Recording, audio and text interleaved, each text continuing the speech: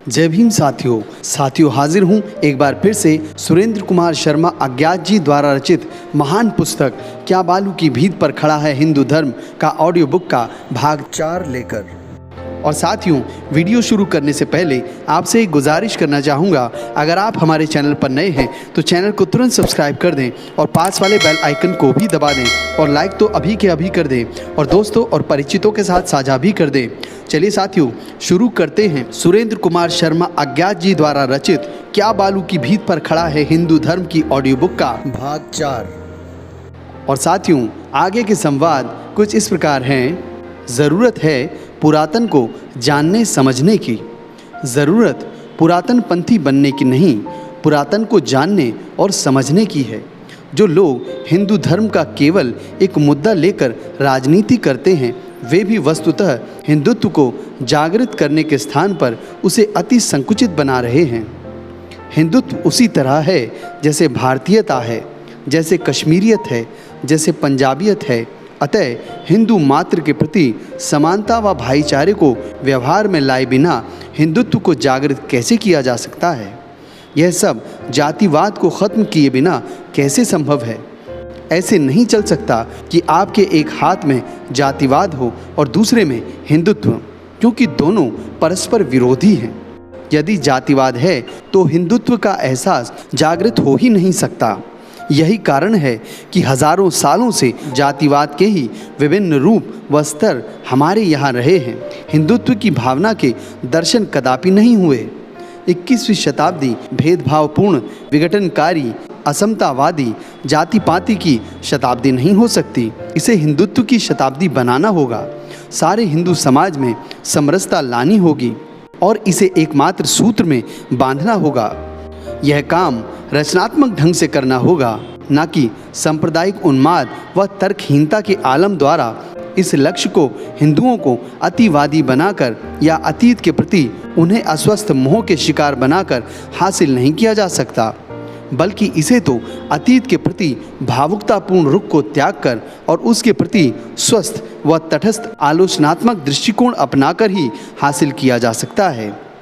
इसके लिए ज़रूरी है कि युवा पीढ़ी को कुछ कटमुल्ला किस्म के डाग में थमाने व उसे कुछ निरर्थक प्रतीकों को उछालने के काम में लगाने के स्थान पर अपने प्राचीन ग्रंथों को पढ़ने व समझने की ओर प्रेरित किया जाए। आज लगभग हर ग्रंथ का हिंदी में अनुवाद सुलभ है।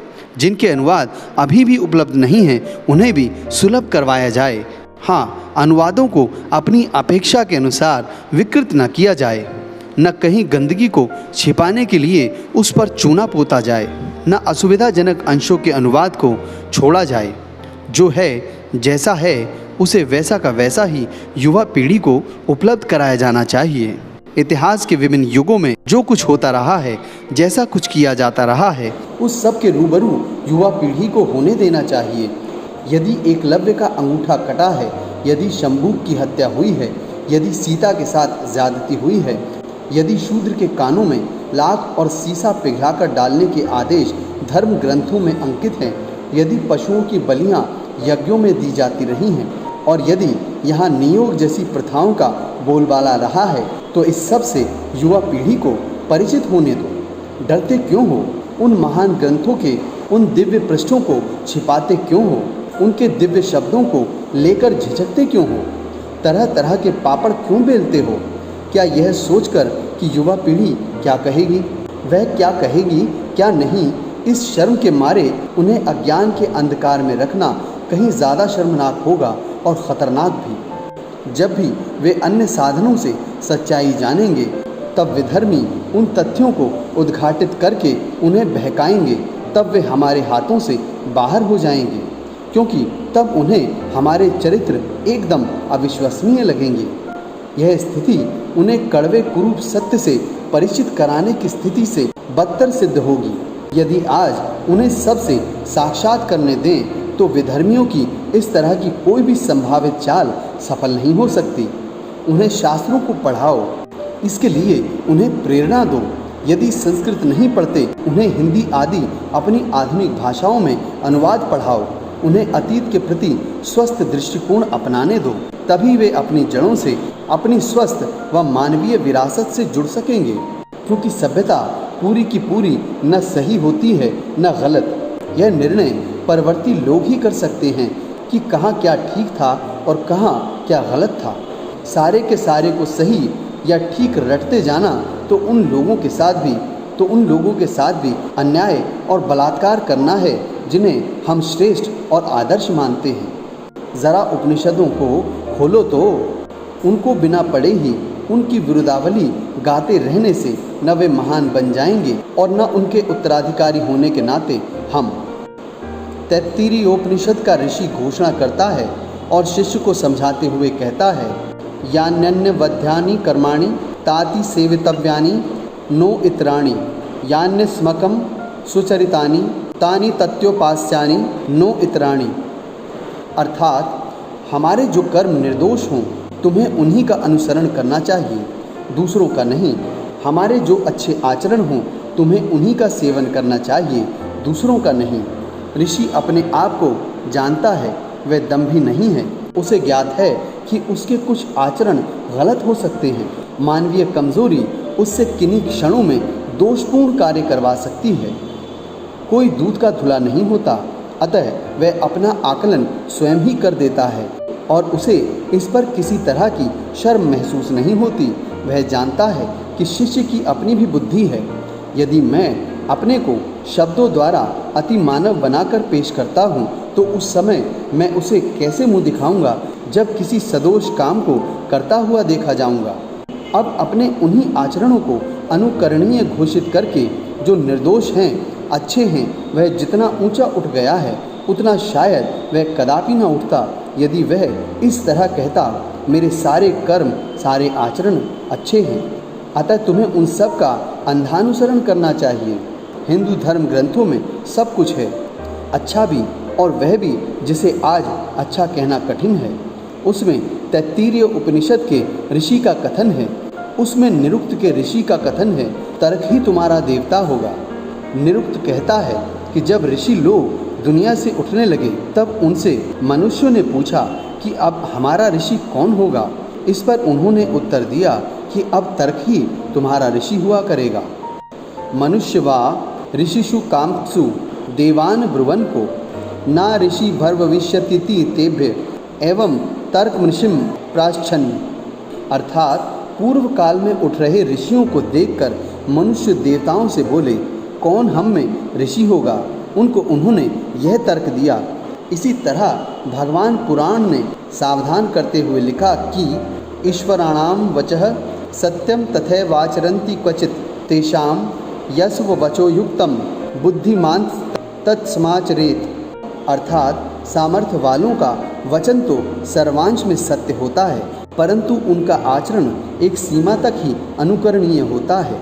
सर्वसाधारण को सामर्थ्य वाले महापुरुषों के उपदिष्ट मार्ग पर तो चलना चाहिए, परंतु उनका आचरण सर्वांश में अनुकरणीय नहीं होना चाहिए। यही बुद्धिमानों के लिए उचित है। इसके साथ ही साथ उनमें यह भी लिखा मिलता है, अथास्य वेदमुप शृण्वत तत्स पूज्यतुभ्याम श्रोत्रपति पूर्ण मुदाहरणे जिव्याच्छेदो धारणे शरीर भेद। अर्थात यदि शूद्र किसी को वेद पढ़ते सुन ले तो उसके कानों में पिघला हुआ रांगा, सीसा और लाख डाल देनी चाहिए। यदि शूद्र वेद मंत्र का उच्चारण करे तो उसकी जीभ कटवा देनी चाहिए। यदि वह वेद मंत्र को याद कर ले तो उसका शरीर चिरवा डालना चाहिए। तर्का प्रतिष्ठाना दप्यन्यथा नुमेयमिति चेदेव मप्य विमोक्ष प्रसंग। अर्थात तर्क अप्रतिष्ठित है, वह स्थिर नहीं होता, क्योंकि एक कुशल विद्वान के तर्क को कोई दूसरा ज़्यादा कुशल विद्वान काट देता है। तर्को प्रतिष्ठितः श्रूयतो भिन्ना नेको मुनिर्यस्य मतम ना भिन्नम महाजनो येत गतः सा पंथः। महाभारत शांति पर। अर्थात तर्क का कोई पक्का आधार नहीं होता। श्रुतियाँ यानी वेद मंत्रों में भिन्न भिन्न विचार हैं। कोई ऐसा मुनि नहीं जिसका मत सबको मान्य हो। अतः ज़्यादा लोग जो काम कर रहे हों वही रास्ता है। अर्थात भीड़वाद का अनुसरण करो। नकारात्मकता और सकारात्मकता, यहाँ एक साथ नकारात्मकता और सकारात्मकता बातें उपलब्ध होती हैं। इसमें न कोई लज्जा की बात है और न इन्हें छिपाने की ज़रूरत है। इन्हें प्रतिपक्ष कहकर न अपनी चमड़ी बचाने की आवश्यकता है और न इनके अर्थ बदलकर बौद्धिक छल करने की, तथा न धर्म के नाम पर अधार्मिक रास्ते का अवलंबन करने की बाध्यता है, क्योंकि हर ग्रंथ किन्हीं विशेष परिस्थितियों की उपज होता है जो उसकी विषय वस्तु को प्रभावित भी करती हैं और उसमें प्रतिबिंबित भी होती हैं। राम कथा एक ही है, परंतु जब वाल्मीकि लिखते हैं तब क्योंकि उनका व्यक्तित्व, उनकी परिस्थितियां भिन्न हैं, अतः जो वाल्मीकि रामायण लिखी जाती है वह तुलसीदास की रचना से अनेक दृष्टियों में भिन्न है। जहाँ वाल्मीकि का विजन स्पष्ट होने के कारण उसमें शंभुक हत्या का प्रकरण बिना दुराव छिपाव के सविस्तार अंकित है, वहीं तुलसी के रामचरितमानस से वह एकदम गायब है। तुलसी उसे छोड़कर उस घटना को छिपाने में लगे हैं। कारण स्पष्ट है, तुलसी का विजन वाल्मीकि की तुलना में संकुचित है और परिस्थितियां भिन्न हैं। समस्या तब पैदा होती है जब परिस्थितियां विशेष की उपज को बदली परिस्थितियों में भी न केवल सामान्य वस्तु बल्कि आदर्श वस्तु भी बनाकर थोपा जाता है। कालक्रम के विपरीत जब ऐसी स्थिति पैदा कर दी जाती है तब मानवीय मनोविज्ञान उसको सहज में स्वीकार नहीं करता। निहित स्वार्थ तब उस पर कई तरह की रहस्यमयता की लीपापोती करते हैं। उसे पढ़ने योग्य पुस्तक के स्थान पर पूज्य और आले में रखी जाने वाली वस्तु बना देते हैं। उनका उद्देश्य बस यह होता है कि लोग इसे मानते रहें और उसके प्रवक्ता व्याख्याकार के रूप में जो कुछ हम कहें उसे उस पुस्तक का आदेश मानकर बिना मुंह खोले, बिना किंतु परंतु किए, आंखें बंद करके उसके आगे नतमस्तक होते रहें। हम कहते हैं कि तब तक नतमस्तक होने का कोई विशेष महत्व नहीं जब तक आप उसकी महानता से कायल नहीं होते। कायल कोई तभी होगा जब उसकी विषय वस्तु उसे प्रभावित करेगी। यह तभी संभव है यदि वह उसका अध्ययन करे, उसका स्वाध्याय करे। यदि वह कायल होगा तो वह नतमस्तक होने से आगे जाकर दंडवत भी कर सकता है, परंतु निहित स्वार्थ अध्ययन के लिए कभी किसी को प्रोत्साहित नहीं होने देना चाहते। यदि वे अनुमति देंगे भी तो अपनी तरह से काट छाँट के, अर्थ बदलकर, कुछ हिस्से छोड़कर और कुछ को जाली बताकर तैयार किए गए संस्करण रिमिक्स्ड व रीमेड को पढ़ने की ही वह भी आधे मन से, क्योंकि उन्हें डर रहता है कि संभव है कुछ अंश अब भी इसमें ऐसे रह गए हों जो हमारे लिए असुविधाजनक सिद्ध हो सकते हों। यह स्थिति पतन की पराकाष्ठा है जो आत्मविश्वासहीनता और सुधार की संभावना शून्यता की द्योतक है। उन्हें लगता है कि यदि लोगों को यह पता चल गया, यदि उन्हें वह पता चल गया तो हमारे धर्म का क्या बनेगा, क्योंकि पूर्वजों के आज आपत्तिजनक प्रतीत होने वाले आचरण के लिए वे अपने आप ही शर्मसार होते हैं और धर्म ग्रंथों के आज असुविधाजनक प्रतीत होने वाले आदेशों के लिए वे अपने को आप ही दोषी मानते हैं। और साथियों, आगे के संवाद अगले भाग में।